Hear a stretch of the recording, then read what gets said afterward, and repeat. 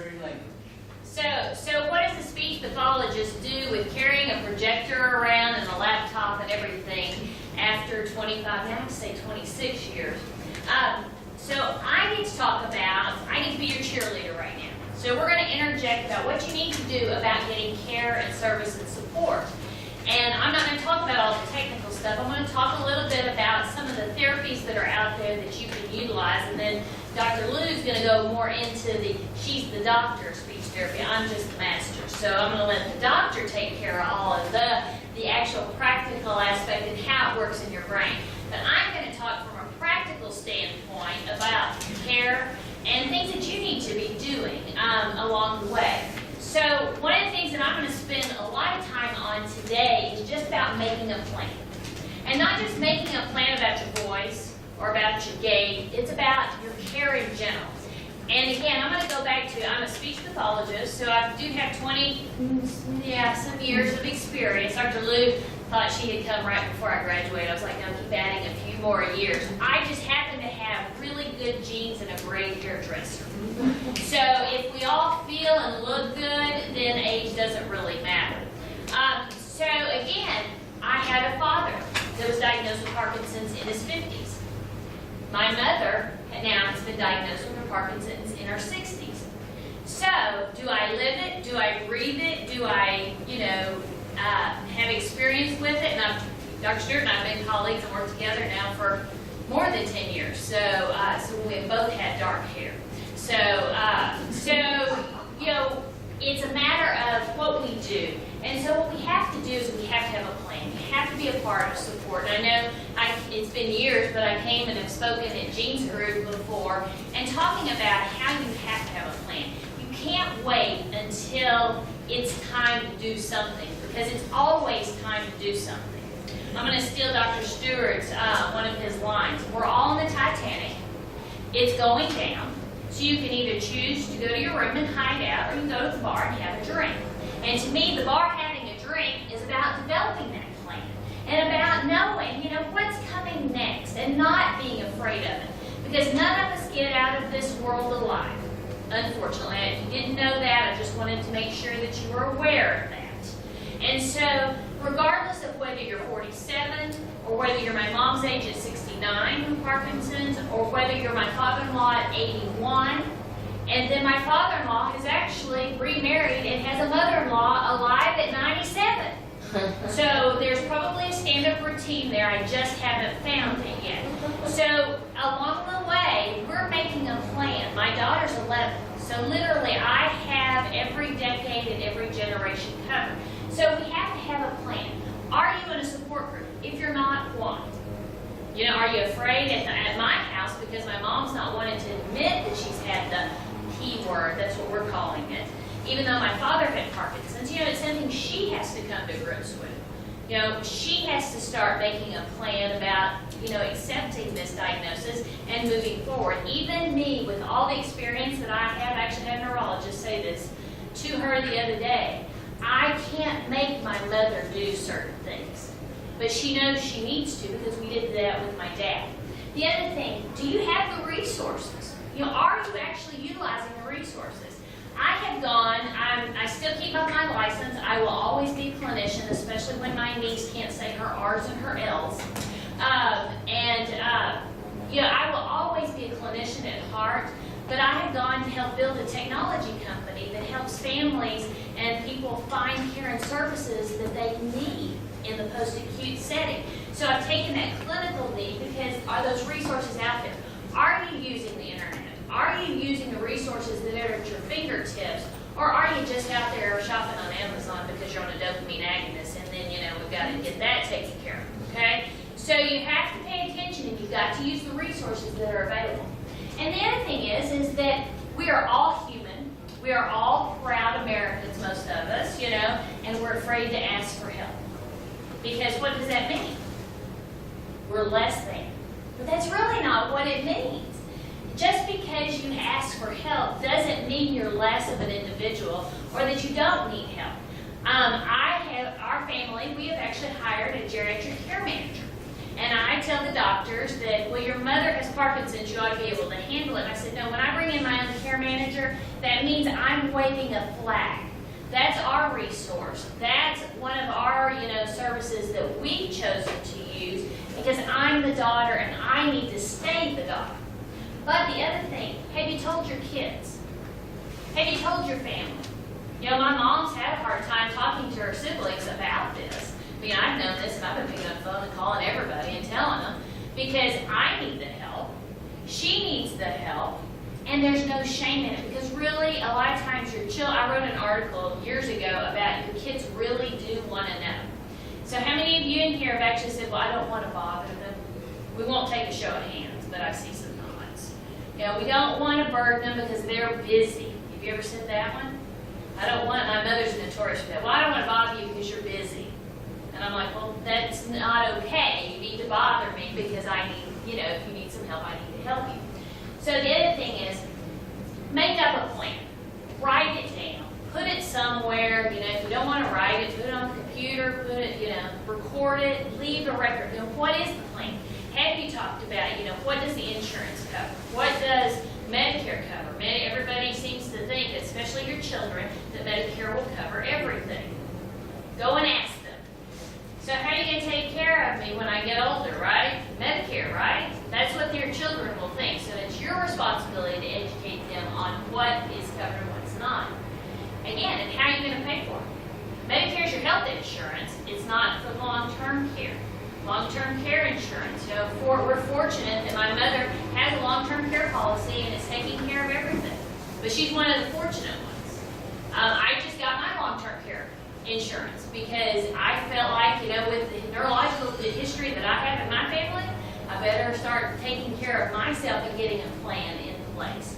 And then finally, what choices do you have?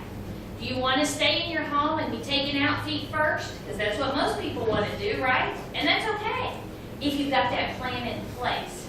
But if you don't have that plan in place, you're actually leaving it to your kids to make those decisions, and most of us don't want to do that. So I waited late in life to have children. So I have an 11-year-old, and my son's 14. So I've decided I need to get my plan in place now because my children will still be younger and maybe even in college, something happens to my husband and I. So we're already starting and thinking about developing a plan. You're never too young because we're all planners and we all want to maintain control. And then, of course, I'm such a big proponent of whether it's speech, physical therapy, or occupational therapy, is that you've got to have a plan. It goes back to Dr. Stewart's comment of use it or lose it. And if you're not doing therapy and you haven't talked to Jean or somebody about therapy, I'm going to challenge you to do that because Medicare and insurance, we're going to talk a little bit about some of the rules and things like that that have changed that actually will help those of you with Parkinson's that have therapy.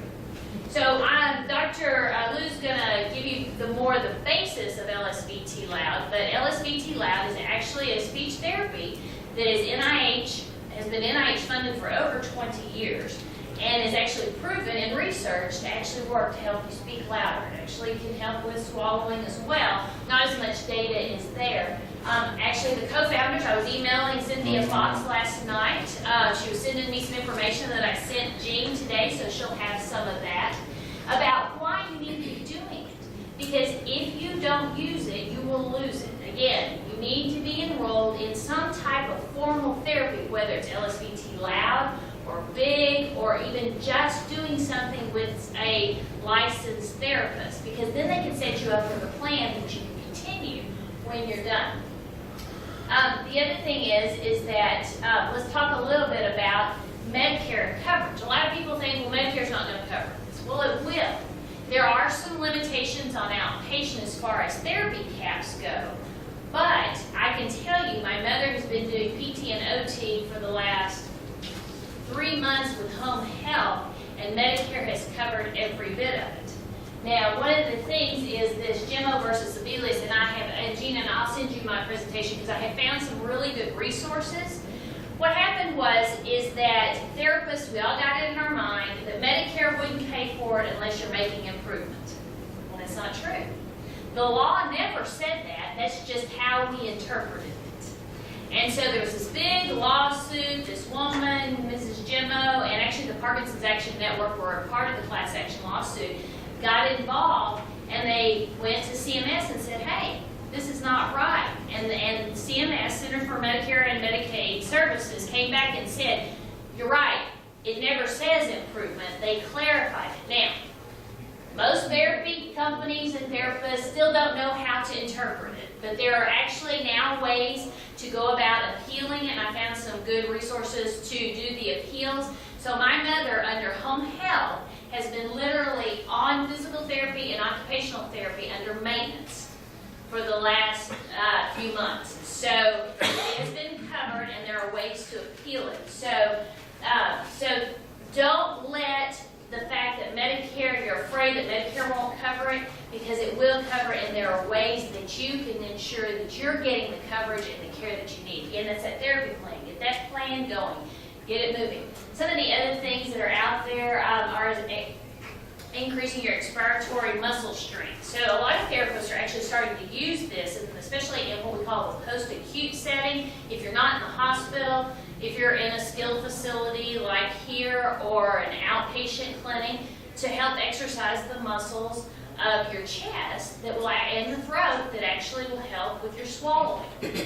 So I've included some recent studies that I'll send to Gina, and I'll be happy to send my presentation to anyone as well that just shows the improvement. So I'm not going to get into the research of it. So LSVT, EMST actually show that it can help with your speech and your swallowing. Now, one of the things, anybody in here have had deep brain stimulation surgery yet?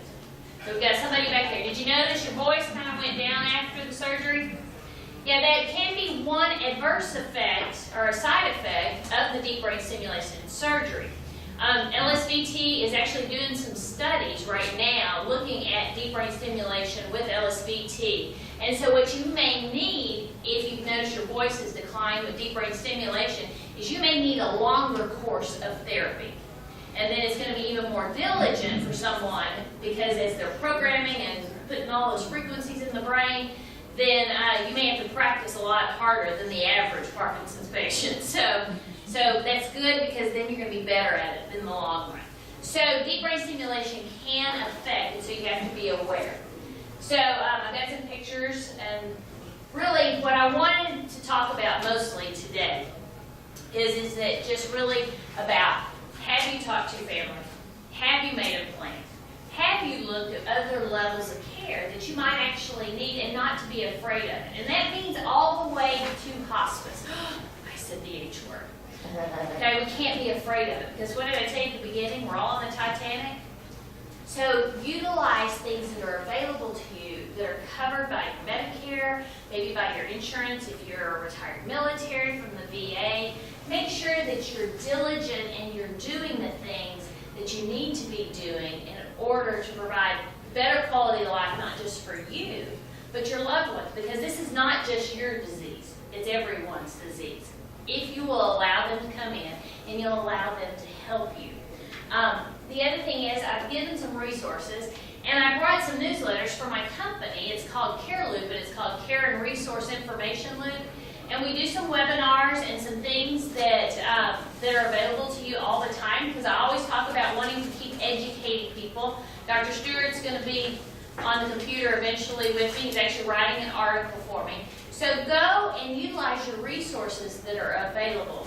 And if you've got questions, after I'll stick around later, because I am driving back down 35, and as long as I've lived, 35 has been worked on. My grandparents lived in Kansas. So that's nothing new. I'm used to that. But I'd be happy to talk to you about those different levels of care and how you can go about creating that plan. So don't wait till you put that into somebody else's hands. Take control of it now and do it while you can.